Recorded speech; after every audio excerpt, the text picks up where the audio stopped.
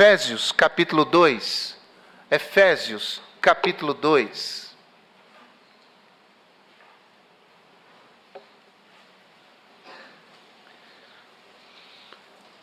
Nós faremos a leitura dos versos de 19 a 22.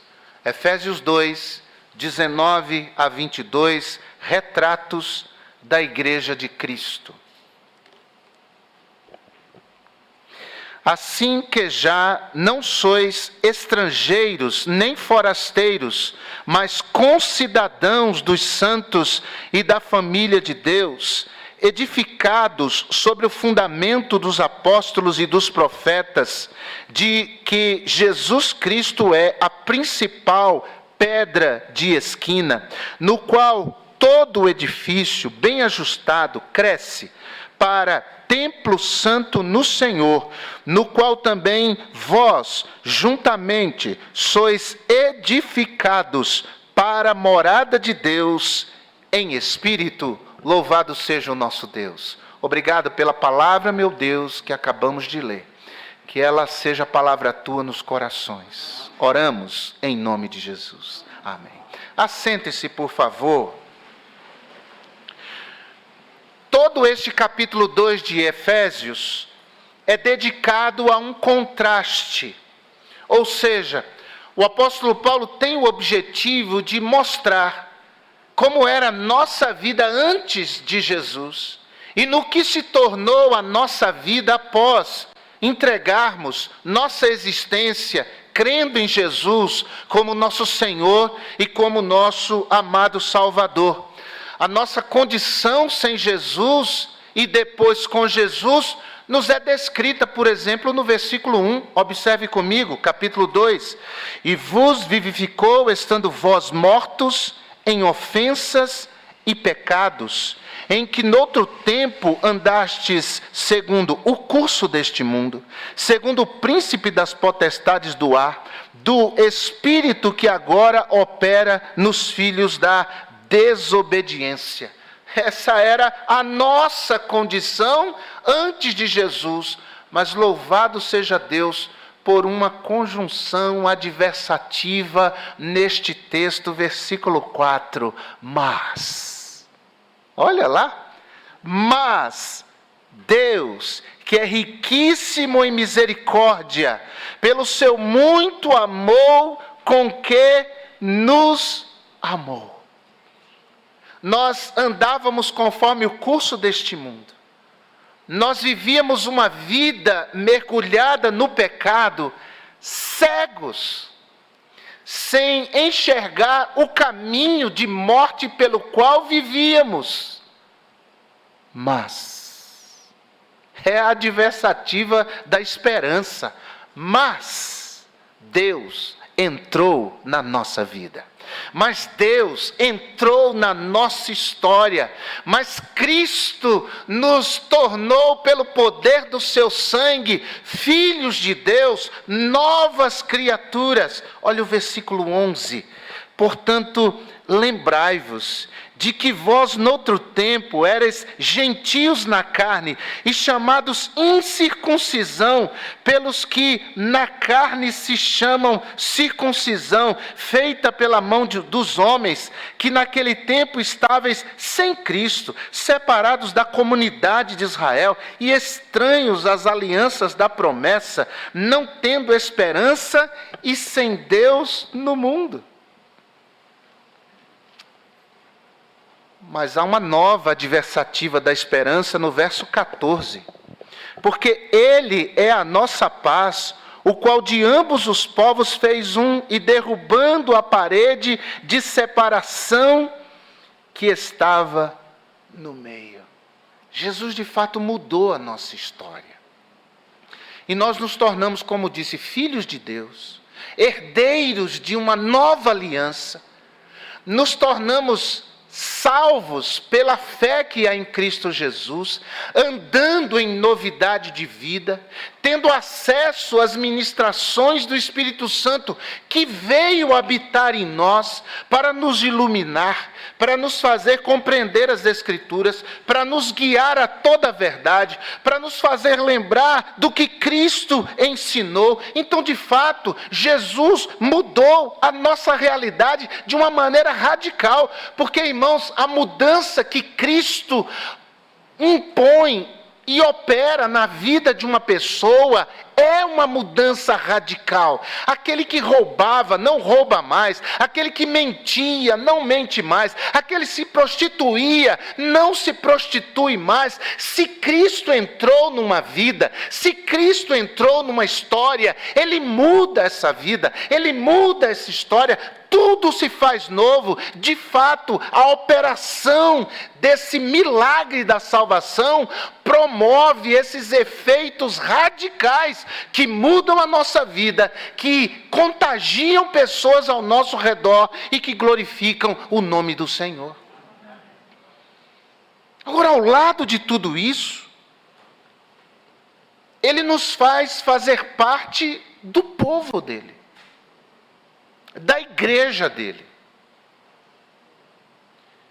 E de uma maneira bem prática, o apóstolo Paulo vai mostrar que essa nossa nova vida em Cristo, essa nova realidade do povo de Deus, é expressa através de algumas figuras, de algumas metáforas, de alguns, como disse, retratos, que retratam, obviamente, a realidade da igreja de Cristo. Em primeiro lugar, o primeiro retrato da igreja que Paulo usa aqui é o retrato do reino. Olha o verso 19. Assim que já não sois estrangeiros nem forasteiros, mas concidadãos dos santos e da família de Deus.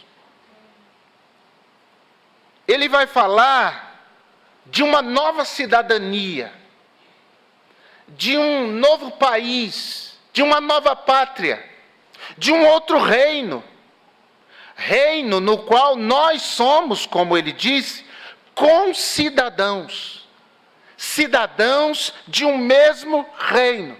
Você sabe que a Bíblia fala de dois reinos, fundamentalmente: o reino das trevas e o reino da luz. E a conclusão é muito simples.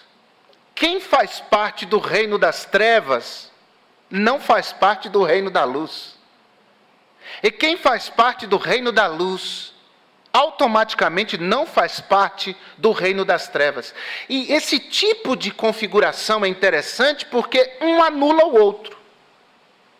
Quem é das trevas não conhece o reino da luz, porque aonde há luz não há trevas. E quem é do reino da luz não conhece mais o reino das trevas, pelo simples fato que onde há luz não há trevas. É irreconciliável. Essas coisas não podem andar juntas.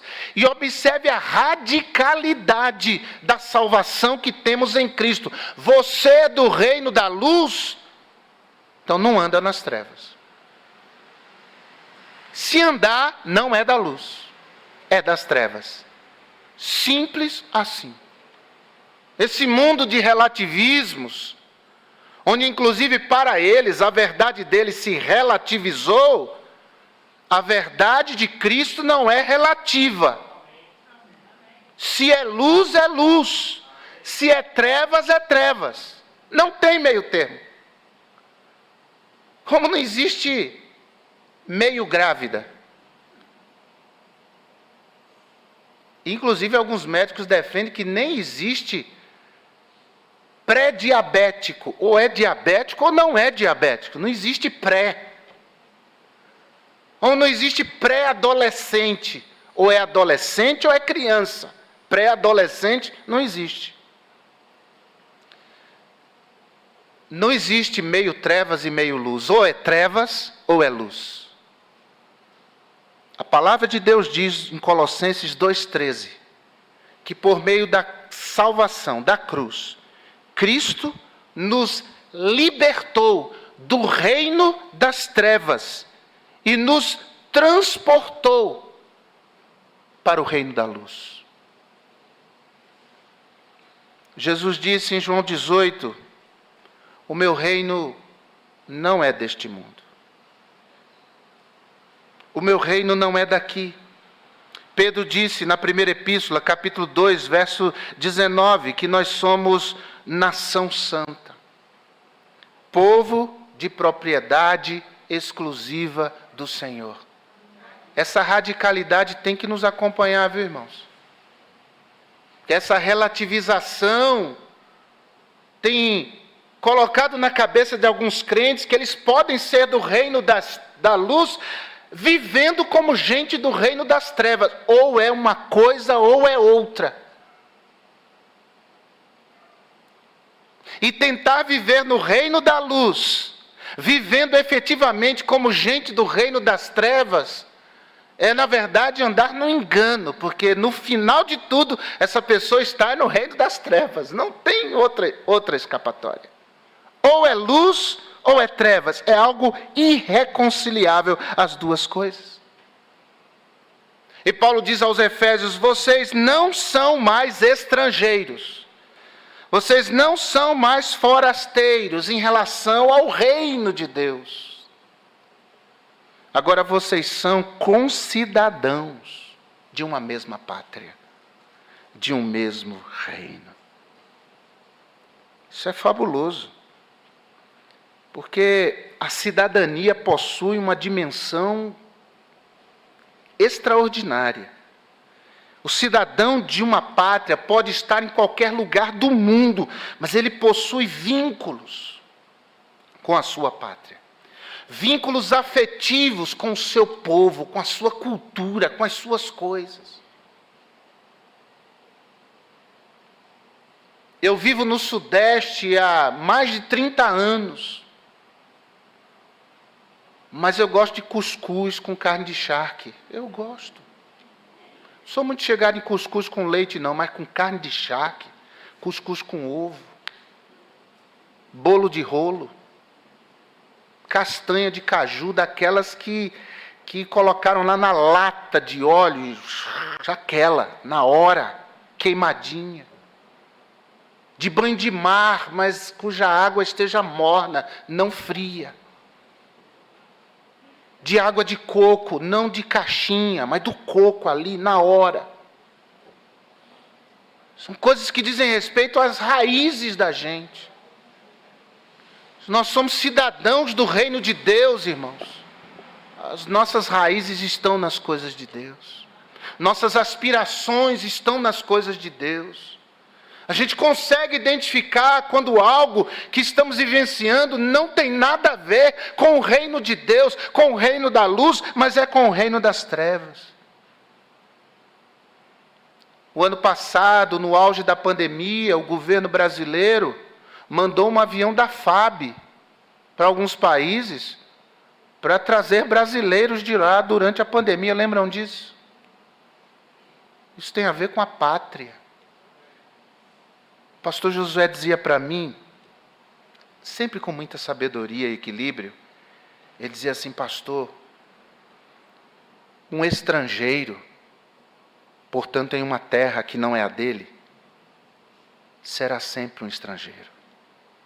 Ele pode ter até o green card, ele pode ter até a cidadania documentada daquela nação, mas ele será sempre um estrangeiro. Aqui e ali, situações e até pessoas vão sempre lembrar a ele de que ele não é daquele lugar.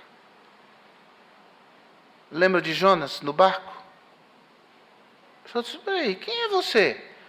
Qual é a tua ocupação? De onde você vem mesmo, hein? A gente não conversou sobre isso. Nós temos responsabilidades com a nossa cidadania, o reino ao qual nós pertencemos.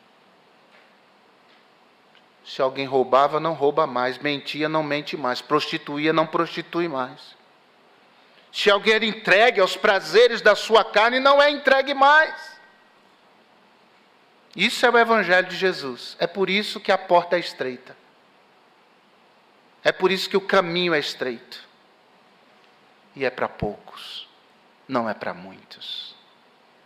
Jesus disse: muitos são os que trilham pelo caminho largo. E o caminho largo conduz à perdição. Nós somos os do caminho curto.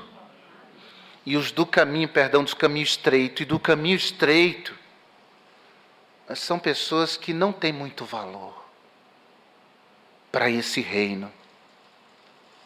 Porque eles estão sempre sendo lembrados, aqui e ali, através de circunstâncias e pessoas, que eles são estrangeiros. Eles não são daqui. Segundo retrato da Igreja de Cristo que Paulo apresenta, é a família. O reino, a família. Versículo 19. Assim, já não sois estrangeiros nem forasteiros, mas concidadãos dos santos e da família de Deus.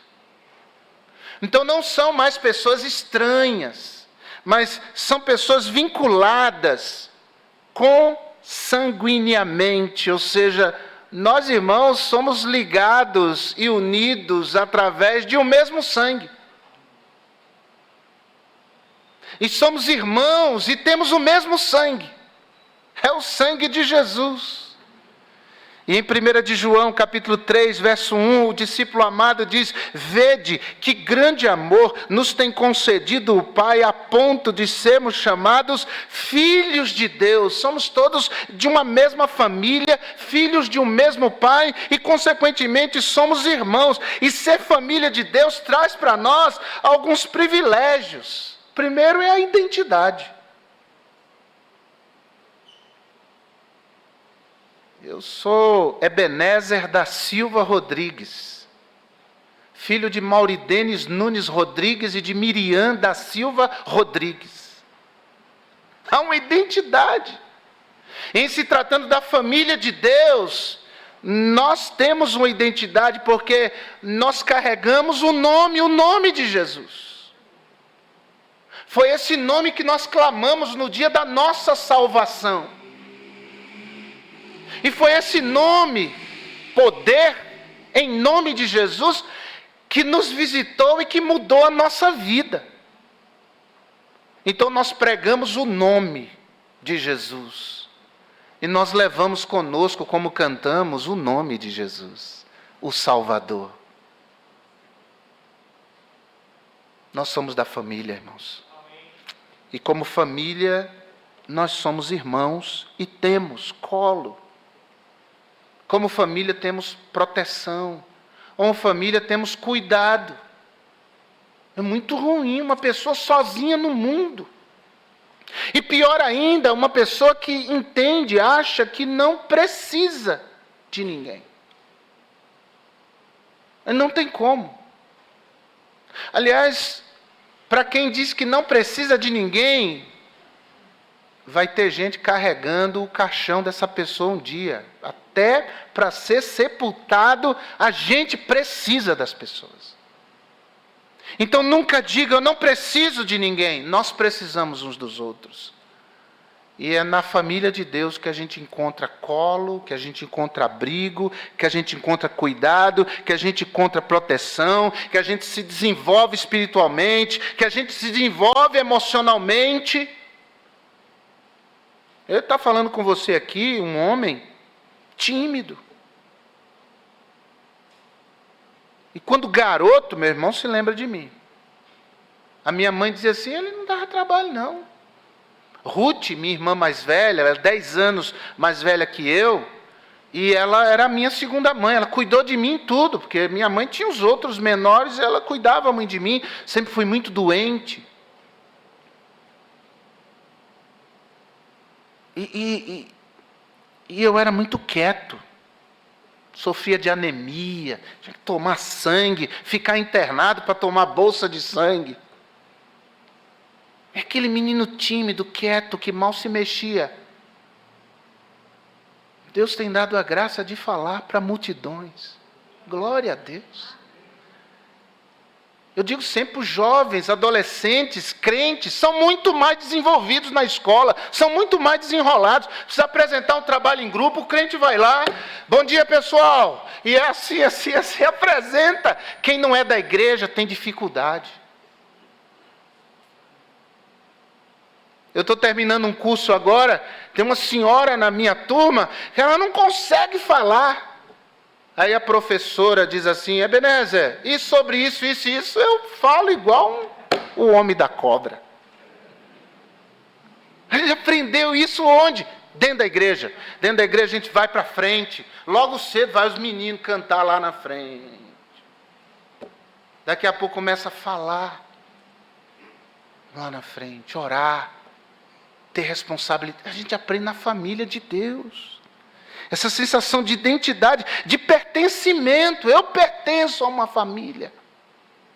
E eu sei, e eu tenho vivido os últimos 30 anos ou mais nessa perspectiva, de que a qualquer momento chega uma notícia, teu pai morreu. Qualquer momento chega uma notícia, tua mãe morreu. Qualquer momento. E hoje é mais fácil chegar lá, hoje é mais fácil. Tenho ido, até pelos filhos, morando em Recife, a possibilidade de ir mais vezes lá. Mas, irmãos, eu nunca senti-me desamparado por pai e por mãe. Deus sempre colocou pais e mães dentro da igreja para serem meus pais e minhas mães, sempre. Senhoras que me abraçam com coração de mães. E eu me sinto abraçado pela minha mãe. Homens que Deus colocou na minha vida como uma influência paterna. Pastor Josué é um deles. Influência paterna. Boa influência dentro da igreja, irmãos. Nós, dentro da igreja, ganhamos esse senso de identidade, de pertencimento, criamos vínculos, somos irmãos, tem irmão mais velho, tem irmão mais novo, tem irmão mais tímido, tem irmão mais extrovertido, tem irmão que para ele falar, você tem que saculejar ele, tem irmão que não precisa, tem que saculejar para ele parar de falar. Mas isso é a igreja, e eu amo a igreja, eu sou apaixonado pela igreja de Jesus. Quando eu vejo pessoas afirmando que creem em Cristo, mas que não possuem comunhão, nem vínculo com igreja local nenhuma. Com igreja tangível, palpável. Eu já falei aqui, eu sou da igreja invisível. Foi batizado nessa igreja invisível, na água invisível? Tomou ceia invisível na igreja invisível? Deu dízimo na igreja invisível? Na terra não existe igreja invisível, irmãos. Na terra a igreja é visível, é palpável, a igreja local. Hoje tem um termo moderno para essas pessoas, desigrejado. Fulano é desigrejado. Por quê? Porque ele é crente, mas ele não vai à igreja nenhuma. Ué, na minha época de moleque, a gente não falava desigrejado, a gente falava desviado. Está desviado. Porque romantizar desigrejado, está fora da vontade de Deus, porque a vontade de Deus é que nós congreguemos, que nós comunguemos, que nós estejamos juntos. Não dá para ser crente vivendo por aí, sem vínculo. A gente se disciplina um ao outro, a gente se cobra um ao outro. Agora viver fora da igreja e dizer, não, mas eu sou cristão, eu não pertenço a nenhuma igreja, é porque não quer ser confrontado, ou muitas vezes, em boa parte deles, é porque pecaram, foram disciplinados, confrontados, não aceitaram uma confrontação, foram duros contra a palavra de Deus, e aí se desviaram. E fica com essa conversinha de eu não pertenço a igreja nenhuma. Eu sou da igreja universal e invisível. Se isso fosse uma possibilidade, Jesus não teria morrido pela sua igreja. Ele não teria dado a sua vida pela igreja. É difícil conviver, não estou dizendo que é fácil não, irmão. É difícil conviver dentro da igreja. Não é brincadeira. Se você procura se envolver, você vai ter dificuldade. Mas eu amo, porque maiores são as alegrias do que as dificuldades. Louvado seja Deus por isso. A Bíblia diz, 1 Coríntios 12, 13, que em Cristo nós somos batizados em um corpo. Então, é tão bom ver assim, o povo aqui reunido, junto. Tornar-se cristão é fazer parte de uma família. E louvado seja Deus por isso. Terceiro e último retrato é o edifício. Capítulo 3, versículo 20. Capítulo 2, versículo 20. Edificados sobre o fundamento dos apóstolos e profetas. Notou essa ideia, essa dinâmica? Edificados. Isso primeiro ensina para mim que a vida cristã é dinâmica e crescente. E a vida cristã é uma dinâmica de lutar contra certas questões dentro de mim. E que Deus vai me dando graça, que Deus vai me ensinando, que Deus vai me munindo pouco a pouco. E como qualquer guerra, como qualquer luta, é difícil, é complicada, é sofrida, envolve choro, envolve lágrimas, envolve rebeldia muitas vezes, quando eu não quero aprender, e aí Deus deixa de me tratar no mel, e Deus vai me tratar no fel, Deus vai me expor a situações para eu ser humilhado, para eu ser quebrado, para eu aprender. Se não aprende por bem, vai aprender por mal, para mudar a cabeça. Enquanto situações eu ainda insisto ali em ficar obstinadamente na minha teimosia, eu vou continuar sofrendo sempre e sempre sendo lembrado pelas circunstâncias que eu mesmo me meto, pela minha dureza de coração, que eu preciso virar a chave, que eu preciso amadurecer, que eu preciso crescer, que eu preciso mudar minha cabeça para que eu seja uma pessoa melhor. Alguns princípios são estabelecidos quando a gente pensa em edifício. O primeiro é que ele precisa de uma base sólida para crescer, para ser edificado. E Paulo diz no final do verso 20, Cristo, a pedra angular. É a partir da pedra de esquina, gente, que todas as demais pedras eram organizadas nas construções da antiguidade. 1 Coríntios capítulo 3, verso 10 e 11, a Bíblia diz, segundo a graça, 1 Coríntios 3, verso 10 e 11, segundo a graça que me foi dada, lancei o fundamento como prudente construtor, e outro edifica sobre ele, porém cada um veja como edifica, porque ninguém pode lançar outro fundamento além do que foi posto, o qual é Jesus Cristo. Jesus é a base desse edifício, louvado seja Deus. Jesus tem que ser a base da nossa vida, irmãos.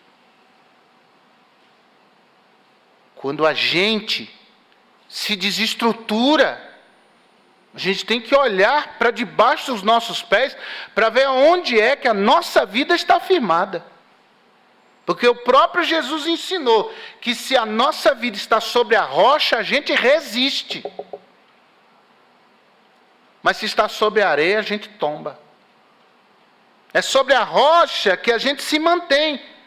E constantemente a gente tem que olhar para debaixo dos nossos pés. Se a gente não está edificando nossa vida no nosso orgulho, na nossa vaidade, nos nossos próprios pensamentos, nas nossas próprias convicções. Frequentemente a gente tem que olhar e dizer, peraí, onde é que eu estou edificando a minha vida? Porque eu vou subindo e quanto mais alto, pior é a queda. Então eu tenho que olhar. Jesus tem que ser a base. Sempre. Jesus é a rocha onde essa igreja aqui está edificada. Não é gosto pessoal de ninguém, a começar por mim.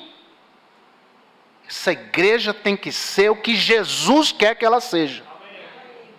Pastor Rômulo, o Éden Ribeiro, um amigo lá de Ribeirão Preto, uma vez falando aqui no seminário, ele usou essa ilustração com a Bíblia. E ele disse assim: eu posso estar aqui, ou aqui, ou aqui, ou aqui, ou aqui, ou aqui, ou aqui, mas sempre aqui. Nunca aqui, aqui, aqui. Sempre aqui. Essa igreja tem que estar aqui. Não é o meu gosto. Não é a minha ideia. Não é a minha maneira de ver ou de pensar a igreja. Ai de mim se eu não dobrar os joelhos para dizer: Jesus, o que é que o Senhor quer que essa igreja seja?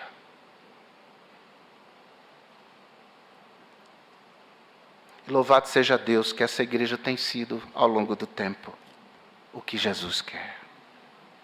A igreja em Éfeso esqueceu quem era a base, o fundamento. E estava edificando a sua trajetória, mas não no amor a Jesus. Vocês deixaram o primeiro amor, pessoal. Extraordinários de doutrina. Fabulosos no combate à mentira. Igreja estruturada, redondinha, maravilhosa. Mas eu tenho contra vocês que o amor de vocês por mim, vocês perderam faz tempo. Voltem. Se arrependam. Outra igreja de Laodiceia.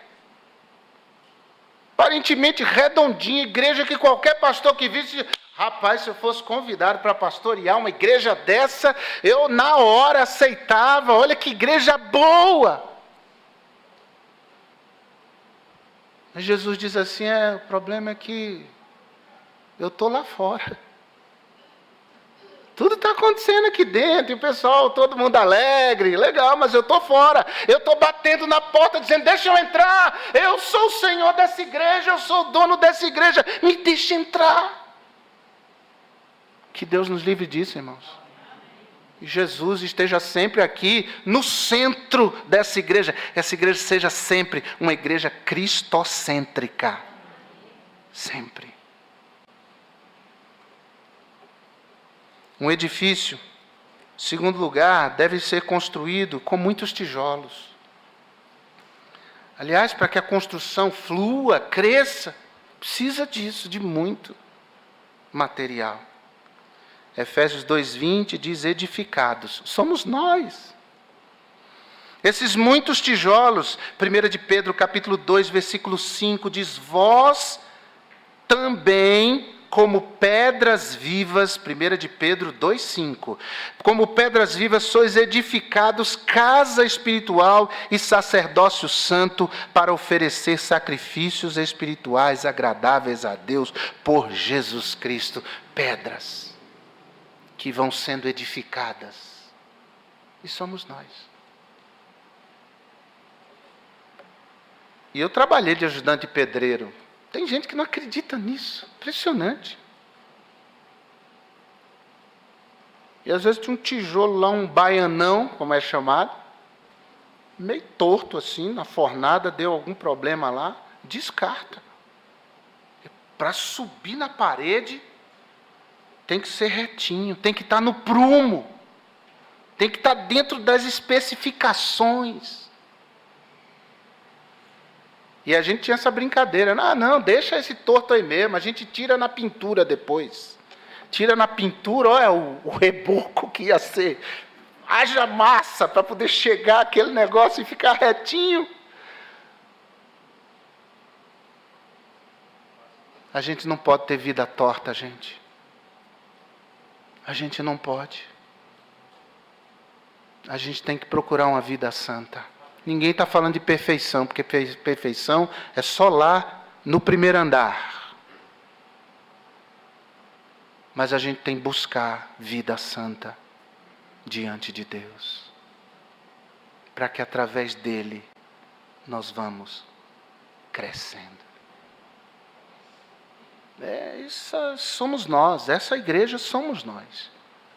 Esses retratos dizem respeito a nós. E é chover no molhado dizer, mas eu tenho que dizer, porque nós temos de dizer, essa é a nossa mensagem: Jesus está voltando.